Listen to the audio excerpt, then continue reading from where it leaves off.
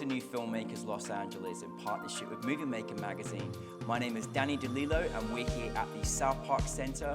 I'm delighted to be joined with a very talented Rachel with her fantastic movie, Into a Mecca. Let's take a look at the clip. Like anytime I try to do something normal, like walk my fucking dog, I have a panic attack. Like what is the point? Like exactly what is the point of any of this shit? Like every single day, I am trying so hard to be a normal person. I wake up, I check my phone, I walk my dog, I get dressed, but it's like, who fucking cares? Nobody cares. I could post that I am having the best day of my life. Meanwhile, 99% of the time, I'm just trying to keep myself from jumping off the fucking roof.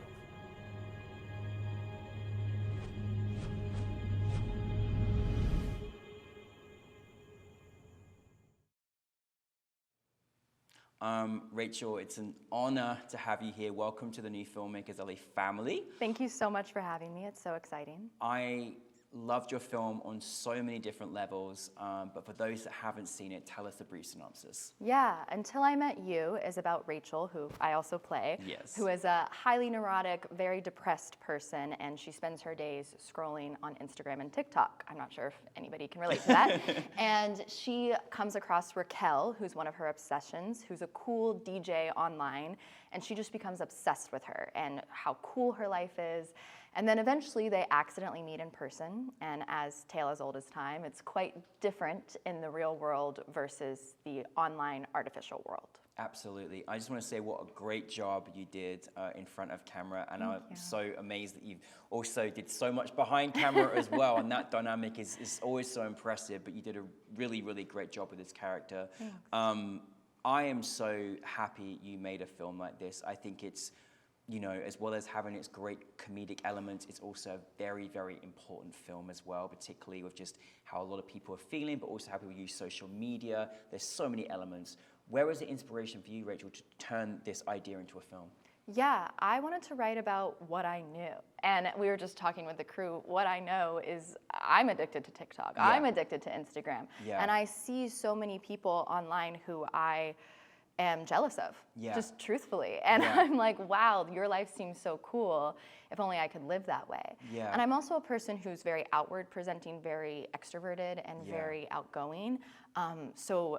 But I also deal with really bad depression. And so I wanted to take this part of myself that's sometimes more shameful and not as out in the open and talk about it with people. And put it into a script that I could show, okay, maybe other people can relate to this too. We have those days where we can barely get out of bed or go outside. Absolutely. And then what happens if you take that really depressed person and you make her go outside? And you make her be extroverted and you make her see her biggest fear or her biggest jealousy right in front of her face. Yeah, I mean, amazing, and thank you for bringing something, you know, so personal. I also can empathize with that as well, and it's sometimes so hard to put on, don't you worry, it's so hard to sometimes put on a face and just for the world and just for existing sometimes, and you can get lost in this social media, and then you look at other people and think, oh, they're doing it, how come I can't cope and stuff like that, when really we're all kind of internally going through our own things in life.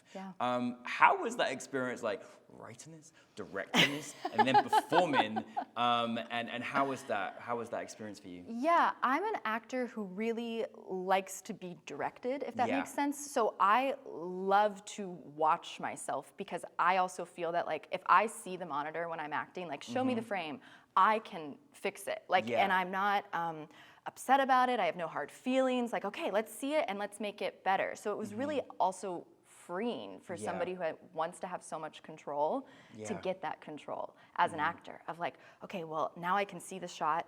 Wow, I can make it better. And like, I can tell, like, I can cry in this moment. You know what I mean? And just, it also takes a lot of trust from those around you. It takes trust from my other actors in the scenes. It takes trust from my DP and my crew, and a lot of conversations, like any good relationship, of, okay, this is how the day is gonna go, and how can we be as most prepared as possible? Absolutely, absolutely. And you know, the fact that it starts in, you know, that first moment, I mean, we all, if we admit to ourselves, spend a lot of time scrolling through, and it starts obviously like that, just experiencing it, and you see your character just, going through our own dynamic and, their own lives. But we don't often get left in that world enough, I think, of like the personal time by yourself where you're maybe feeling vulnerable or just feeling just disjointed with life. And I just think you captured that so well on film as well.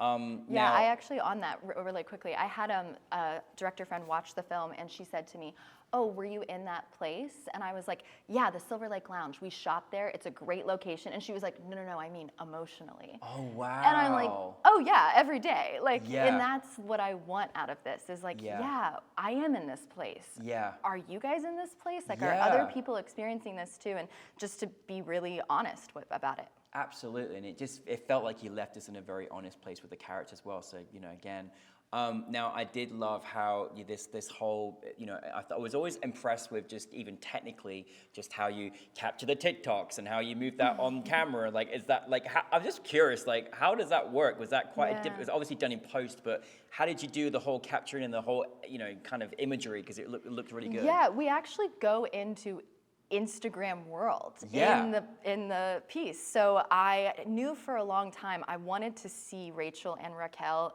in their best, in their Instagram world, in their imaginary surreal place. Exactly, that was a brilliant idea. Because also it's really fun to get to look beautiful and get dressed up and have a fun conversation. Yeah. And so I wanted to see Raquel as a really great DJ and have a crowd around her, how we imagine ourselves on our best days. And so I always knew I wanted to call it something like that, and I worked with an animator friend of mine, Luke Strickler, and we ended up calling it Somewhere Online, which is kind of where we find ourselves quite a bit. Right, Meanwhile, Somewhere Online, I and love you sort of go into this jazzy place. So cool. Yeah, so that was really... It's how we want to be, but like we're not always that way, right? Yeah. Yeah, and then I wanted this monotonous sound of Raquel's Instagrams to come up quite a bit. Her TikToks, her Instagrams of this, Rachel can't get it out of her head of, wow, oh my God, if only I were like that. If only that was how it is until she actually meets her in real life. And you're actually called Rachel and Raquel in real life, yes. right? Yeah. I was like, I looked at the credits like, oh, amazing. Those are it. Your counterpart, just Raquel, like just your interactions together, the characters were so wonderful to watch on screen. How did you go about bringing your cast together? Yeah, so I wrote everything for everybody, which is great. Raquel and I did a sketch theater play in New York about weed a few years ago, and I actually didn't have any scenes with her, and then everybody kept talking about Raquel, and I was like, okay, I gotta meet this person, and she was just great.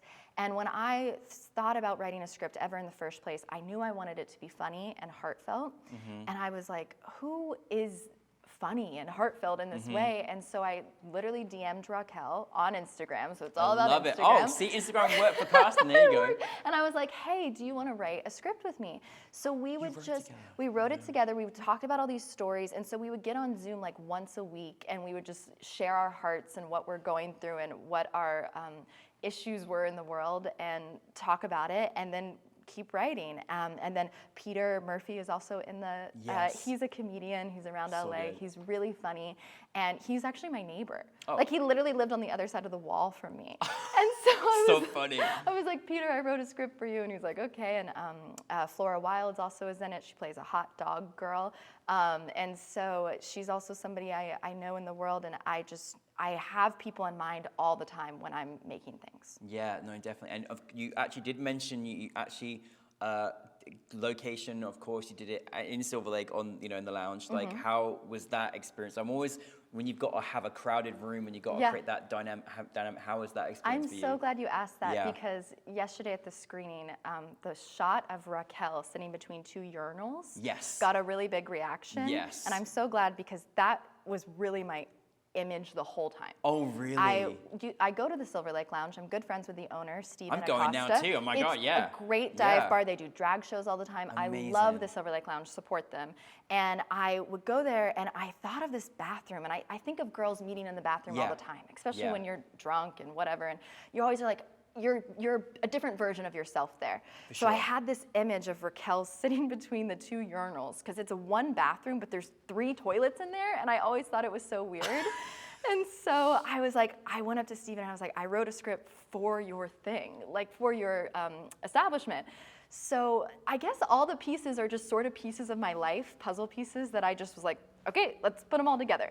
And that was, I mean, again, like even just that visionary of that shot was so funny at the same time, you know, and you feel so bad that these, two people are having kind of a breakdown. Like, I love the fact you're like, just leave us alone. Like, we're in this bathroom, leave us alone. We're connecting. We're connecting finally. right now. We do not need interruptions right now. Sitting on the floor of the dirty bathroom. I know, but it was just like sometimes it's also you forget your surroundings sometimes when you're engaging and connecting with someone, and it was happened to be on the floor of a bathroom with 3 toilets. But it worked really well.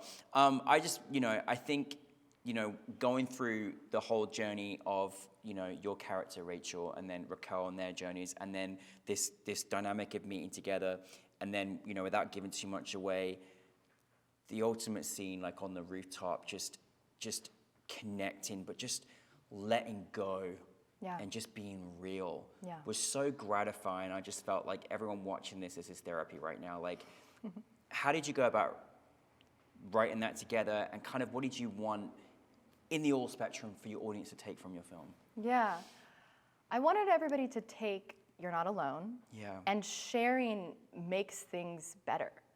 And it can feel like the hardest thing in the world. Again, without giving it away, Rachel doesn't want to be here every day. And that's a really scary thing to say out loud. And so I think sometimes you can say those really scary things to people you aren't as close with. So she thinks she's close to Raquel, but she's not. And so when you're interacting with a stranger and having this magical night, she finally says the thing out loud that she's been pushing down for a really long time. And so I knew I wanted the night to go on, to be sort of a shooting throughout the night, and I wanted it to be at sunrise as they confess these things to each other. And my DP was like, well, what if we shot it at sunset? Because nobody wants to do an overnight, right? There's the director side of it. So there's the writer, there's the actor, and then the director side of it is like, oh, we can't produce this and shoot all night. And he said to me, you get one battle throughout the whole shooting a short film. And I was like, okay, well, this is my battle. Like, we have to do it at sunrise. And he was like, why? And I'm like, because it's not sunset. It's a different feeling for everybody 100%. there, everybody to, Raquel and I staying up all night, and to really get this emotion out of us and to catch the light.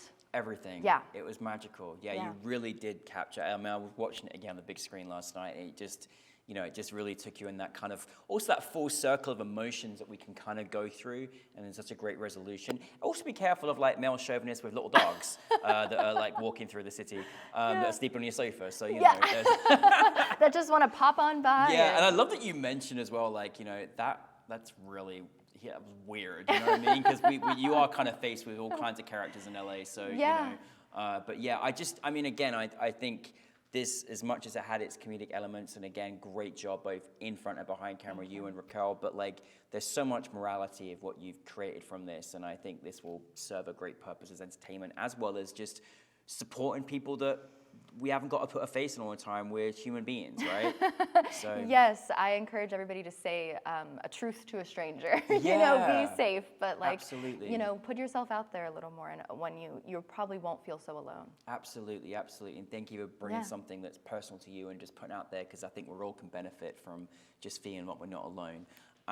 What is next for you? Yes, before I say it, I just want to say thank you so much. I really do, because this has been such a magical festival to be a part of, and not every festival gets to be so fun and exciting, and I've just met the most amazing people, so thank you so much. Well, welcome to the family, and honestly, that's what it's all about. It's about just celebrating each other, connecting, and just showcasing and giving each other platforms to support each other as well. So unfortunately we'll never let you go now. We're like, I don't want to go. I don't want to go. Festival. It's just so welcome. But no, we appreciate that.